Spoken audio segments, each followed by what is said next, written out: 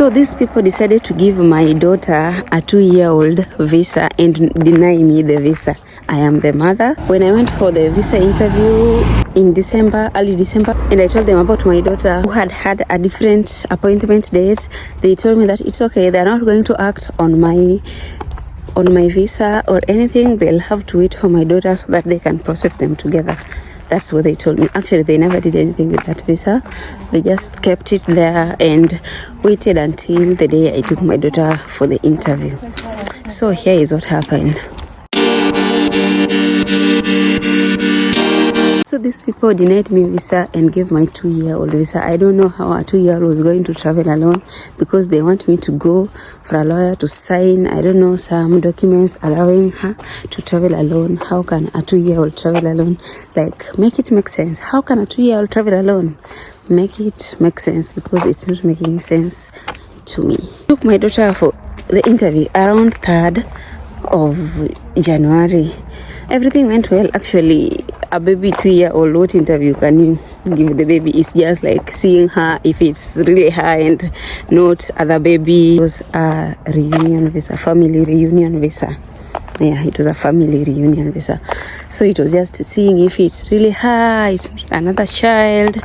Only that, and her date of birth, where she was born, just some basic questions which nobody can fail, because anyway, she's a baby, she wouldn't be able to answer anything. It was just me answering, but I had to carry her so that they can see her and all that.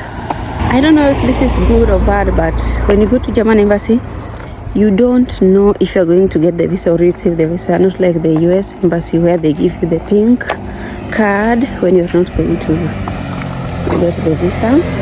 But in German, like German embassy, you just keep guessing. You don't even know where you start.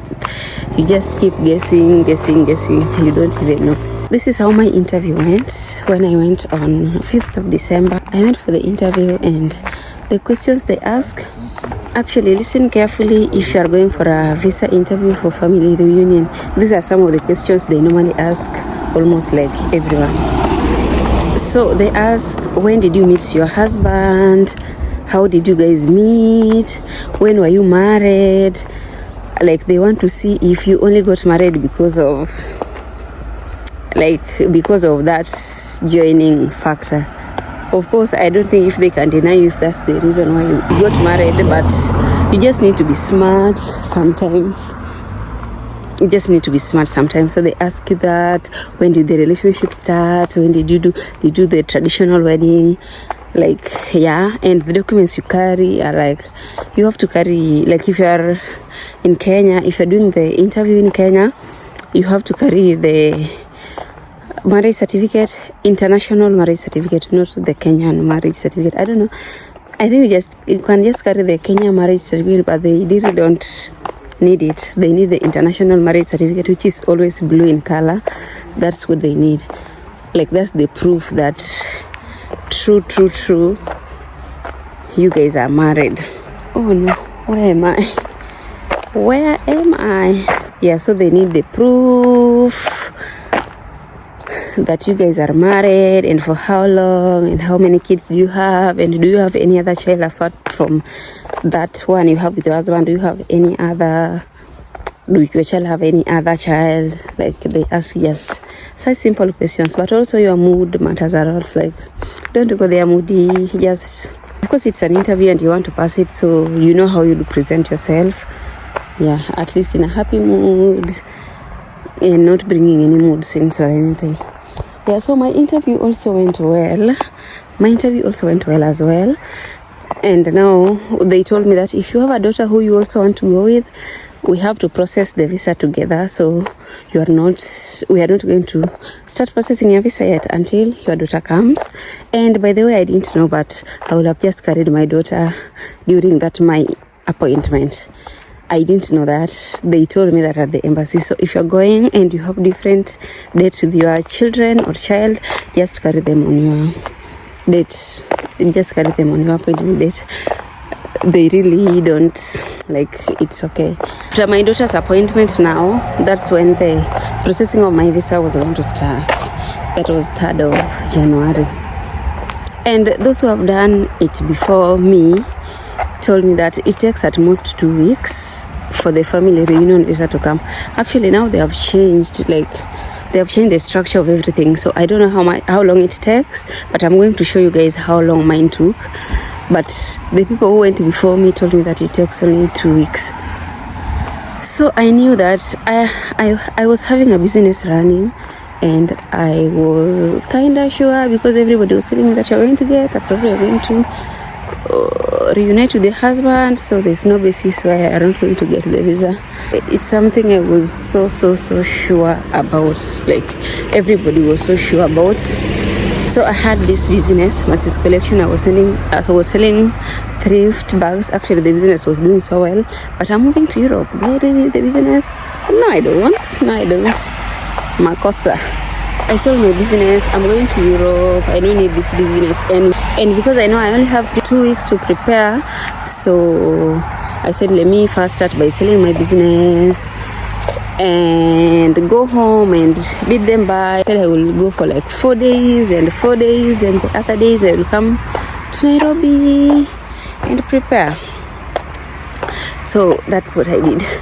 I went home knowing that, I'm going abroad soon. I'm going to move to Europe like in the next 2 weeks at most. Like I started imagining myself like in like the next Thursday I'll be in Europe.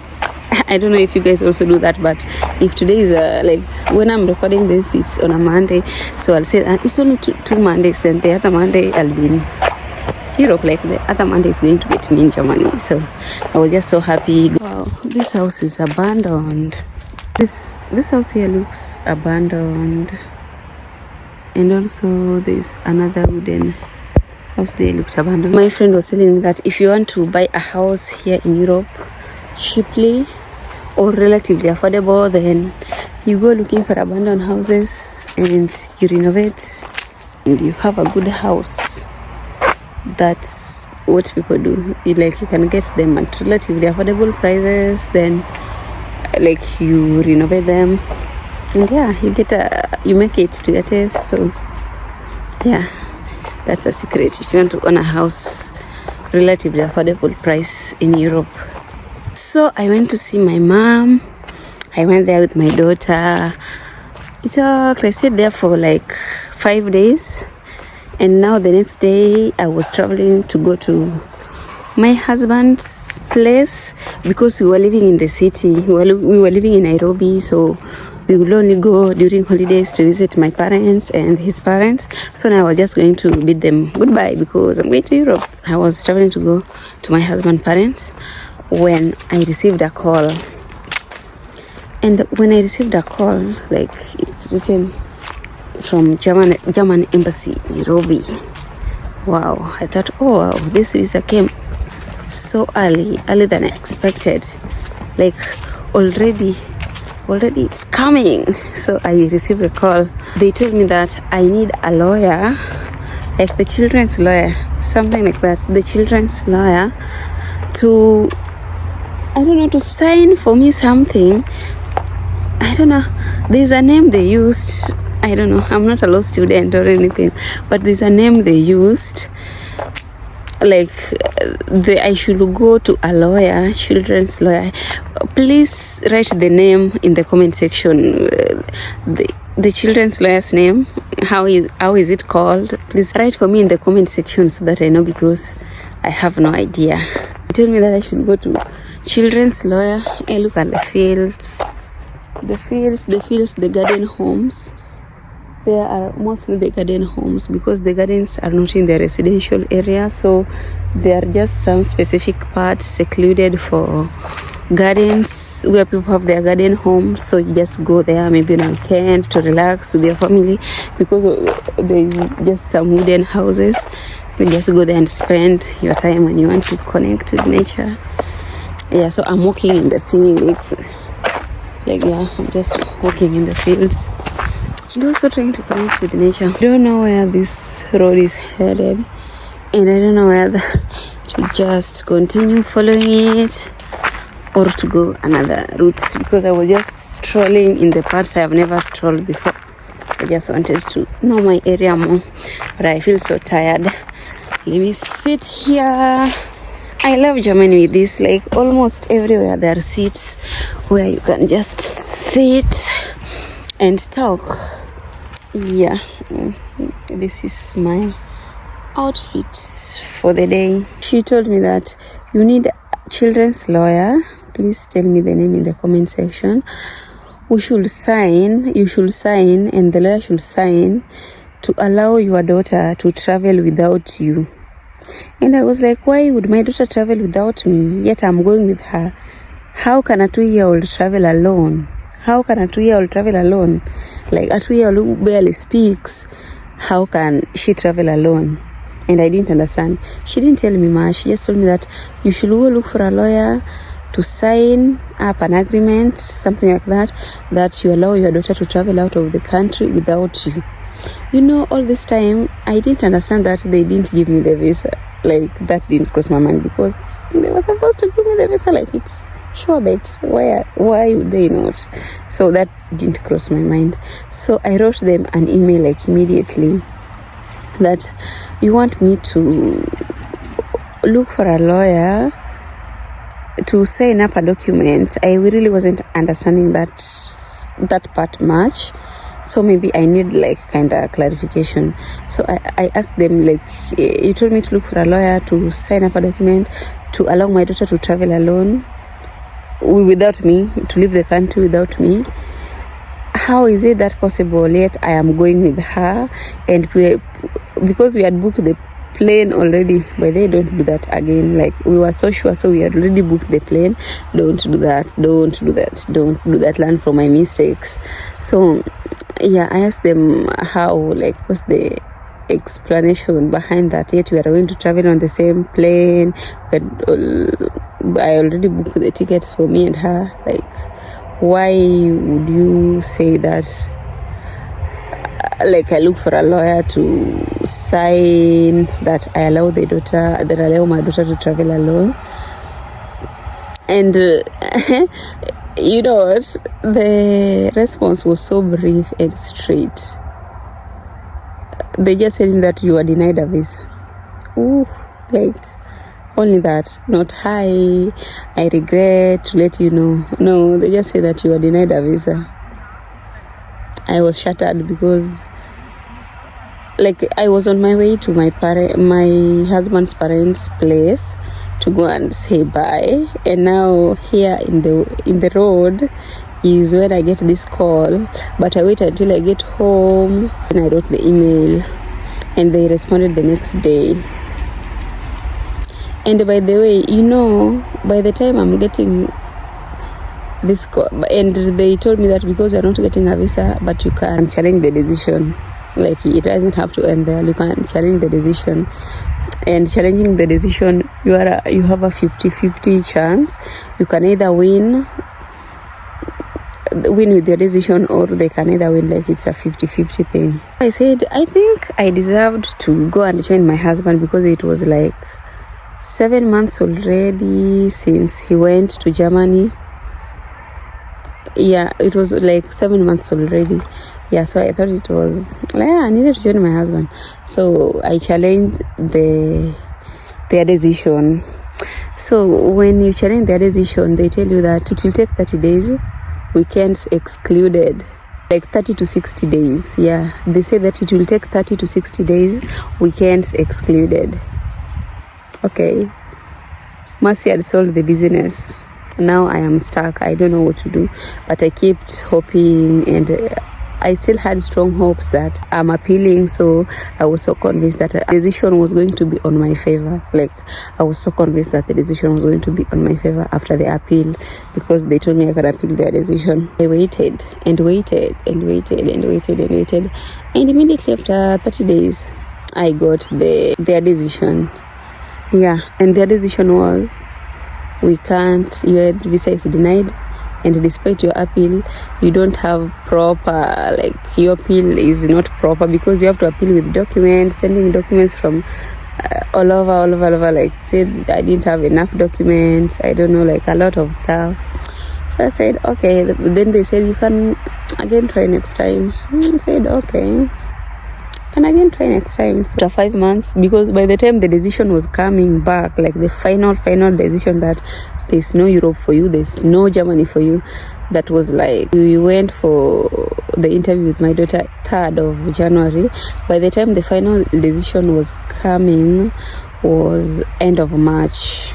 You can try again next time after some months. So I waited for 5 months, and tried again, and that's how I got the visa now. So I waited for 5 months, and by the time I was applying again, it's like they also have new rules, like they change rules. Like the time I was applying for the second time, they had new rules, and having new rules is even the way you book for appointment.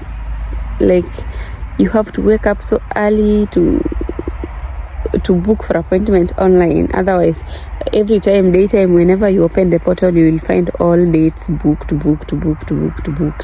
So I remember waking up so early at around 2 a.m. to book for the appointment, which I did. I got and booked for the appointment and went there with my daughter. They just asked the same questions and just went with a good mood and answered all of that. That was September. When I applied for the visa again, that was September. After the visa interview, don't ask them. They usually tell you that don't ask. Of course, if you ask, they get irritated. I don't know if all embassies work like that, but you don't ask them. So I just waited. I waited September, October, November, there's nothing. Then I said, oh my God, I think I should just start up a shop and do my business and stop this nonsense of waiting on something which is not going to happen, because like I had waited enough, like the patience had run out. So I remember just looking for a shop, and I paid the deposit. That was in December, early December. I paid for the deposit. And it was a lot of money, by the way. I paid for the deposit, and I was to like move into the shop in 1 week time. So I was just securing the space. So I paid for the shop, and immediately I paid for the shop. Like I paid for the shop in the morning. No, I paid for the shop in the evening. The next morning, I get an email. They have a parcel, like it's a parcel company texting me that they have a parcel from German embassy. And one thing I've always known with the German embassy, I don't know about other embassies, but German embassies, if they are going to not give you the visa, they will ask you some questions, there's just a way you will feel it with the type of questions they answer you while you're away. Like before they tell you not got the visa, they might ask you for documents that you don't have. They might ask you just for something which you don't have or you don't know how to answer through call. Like that is just of my daughter, I don't know, the lawyers, like something like that. So this time they didn't ask me anything, like they just went quiet. And now the parcel company has told me that we have a parcel from a German embassy for you. It's available. It's in our office. You can come and pick it up now. Oh my God, I don't know, but something in me was just telling me that I've got the visa, because they didn't ask me anything. They didn't tell me I was not going to get the visa. So I just thought I have got the visa, but I was really not sure. And I've just given out the rent money, and now I don't even know what to do. So I went and picked up the parcel, and oh my God, I had the visa and my daughter had the visa. I thought that was one of the happiest moments of my life. Like I was just so happy. I was so happy. Finally I'm going to Europe, where I had wanted so much to go to. So I was just so happy. And then I remembered a lot of money I had paid for the shop, the deposit I paid. I told her that you can give me like half the price and remain with half the price, for the disturbance, for everything. And she refused. And that is how I lost my money. But the good thing, I got the visa. So that's how I relocated to Germany, and I came during winter in December. Like I got the visa around 2nd or 3rd, and on 5th I was on the plane. Like, I booked the next plane immediately I got the visa. Yeah, and remember I had booked the plane before. Yeah, so I had booked the plane before when I knew I was going to travel, but I had to cancel that. So I had to cancel that. So yeah, so this time I only booked the plane after getting the visa. Actually, don't ever book a plane without getting a visa. It's going to mess you up. Don't do it. So because when they are returning the money, they don't return all of it, they just return part of it. Yeah, so I came to Germany during winter and it was so cold. It was colder than I had never even imagined. Like, it was so cold. Like, I stepped out of the airport and there was snow everywhere, and it was the first time I was seeing the snow. Like, I couldn't imagine it. It was the first time I was seeing the snow, and it was so cold. And my ears, I felt like something was cutting my ears and my hands. Actually, my daughter screamed her hands, like, oh my god, it's so cold, my hands. But I had gloves there for her, and I put the gloves on for her. Okay, I'm going to link down the requirements you need for family reunion visa. Yeah, actually, you don't need much. You don't really need much, but I'm going to put them in the description box. Okay, I hope you enjoyed this. See you again in the next one. Please like and subscribe.